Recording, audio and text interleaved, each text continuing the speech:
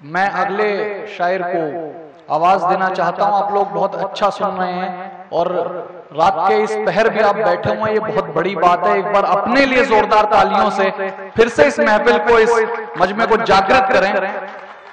और आस मोहम्मद कामिल साहब से मैं गुजारिश करता हूं कि वो आए और अपना कलाम पेश करें। जोरदार तालियों से स्वागत।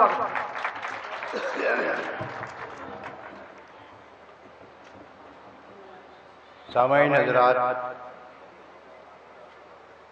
सबसे पहले मैं मित्तल साहब का शुक्रगुजार हूँ और जो हमारे बाहर से शोरा कराम तशरीफ लाए हैं, मैं उनका भी शुक्रगुजार हूँ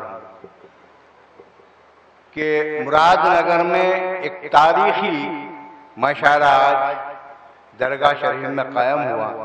वो मित्तल साहब की और हमारे जो शोरा कराम मेहमान हैं उनकी बदौलत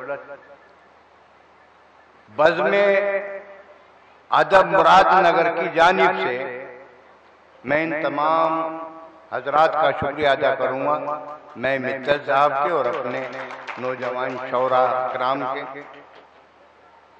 दरअसल बज़्म अदब एक ज़माने से यहाँ कुछ अदब की खिदमत कर रही है। उसके एक नौजवान शायर हैं जिनका ये नाम भी नहीं आया था, जनाब मकसूद अली खुर्दी, जिन्होंने बहुत ही अच्छे अंदाज में पढ़ने का हुनर सीखा है और बहुत ही अच्छा कलाम कहने का हुनर भी है। तंज़ो मिजाज के शायर रहे। बस इतना है कि थोड़ा बज़्म अदब ज़ईफ़ी में के दौर में गुजर गई, जो ये थोड़ा माहौल सुस्त हो गया। मैं तमाम मुरादनगर वासियों का भी शुक्रगुजार हूँ कि आप हजरात ने बहुत ही समातों के साथ में हमारे मेहमानों को सुना और उनको भरपूर दाद दी। और ये जो उनका हक था, मुझे उम्मीद थी कि वाकई में मुरादनगर के अवाम हमारे मेहमानों का पुरखुलूस दाद देंगे और पुरखुलूस उन्हें सुनेंगे।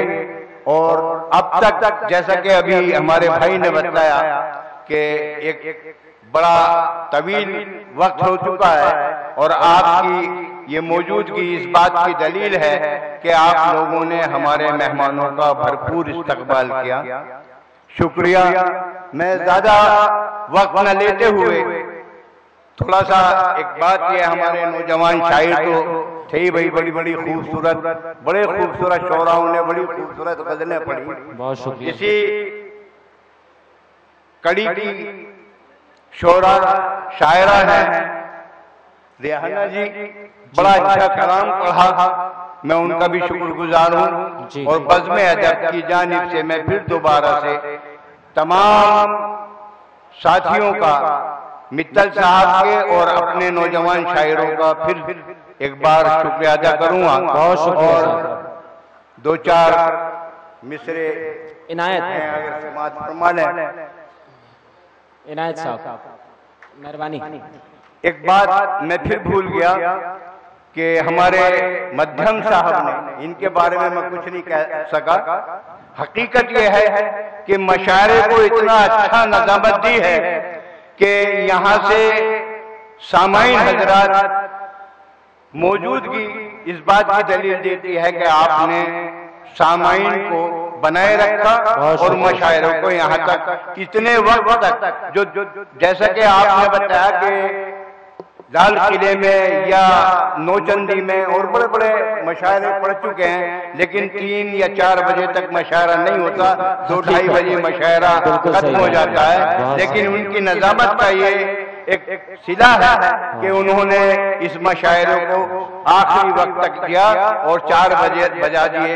मैं उन्हें अल्लाह से दुआ करूंगा कि उनकी तरक्की हो और मजीद तरक्की हो, मजीद तरक्की हो। जनाब, मैं ये 2-4 नहीं, मेरे को उन्हीं ने पाल पोस के वही पाल पोस के बड़ा कर रहे हैं, वही पाल पोस के बड़ा कर रहे हैं, पूत के पाँव पालने में दिख रहे हैं। कुमार विश्वास हो या मध्यम जी बीच में हो, तो ये तो मतलब ये है कि कुमार सर मुझे बहुत मोहब्बत करते हैं, मतलब समाज फरमाए इनायत मोहब्बत सर। खुदिल साहब तहजीब के चराग ही बेनूर हो गए। वाह। तहजीब के चराग ही बेनूर हो गए, इंसानियत से लोग बहुत दूर हो गए हैं। बाबा तहजीब के चराग ही बेनूर हो गए, इंसानियत से लोग बहुत दूर हो गए। वाह। उस्ताद मोहतरम हमारे यहाँ पर तशरीफ फरमाए, उनकी तबीयत कुछ खराब सी हो गई थी, जो बीच में वो चले गए थे। दरअसल बज़्म अदब को कायम करना नदीम इलियास जी का काम था। बिल्कुल यकीन। और यहाँ के जो नौजवान शायर हैं उनकी रहनुमाई भी आप ही के वसीले से हुई, जनाब मोहम्मद इलियास नदीम साहब के। मैं उनके वसीले से शेर दे रहा हूँ कि बस साकिनाने मुल्क का हाफिज है खुदा। वाह। बस साकिनाने मुल्क का हाफिज है अब खुदा, रहबर ही राह रात से जब दूर हो गए। वाह। रहबर ही राह रात से जब दूर हो गए, अब वो सितम करें या करम से नवाज दे। अब वो सितम करें कि करम से नवाज दें, हमको बाहर तरीक वो मंजूर हो गए। हमको बाहर तरीक वो मंजूर हो गए। और शेर देखें खुजीर साहब के, ऐसी चली हवाए तासुब की आंधियां, ऐसी चली हवाए तासुब की आंधियां, जो जख्म भर चले थे वही नासूर हो गए। ऐसी चली हवाए तासुब की आंधियां, जो जख्म भर चले थे वो नासूर हो गए। और मख्ता बर्दाश्त कर रहे हैं कि कामिल बफैज साहिल सीमा बाप तो, कामिल बफैज साहिल सीमा बाप तो, शायर अदम नवाजों में मशहूर हो गए।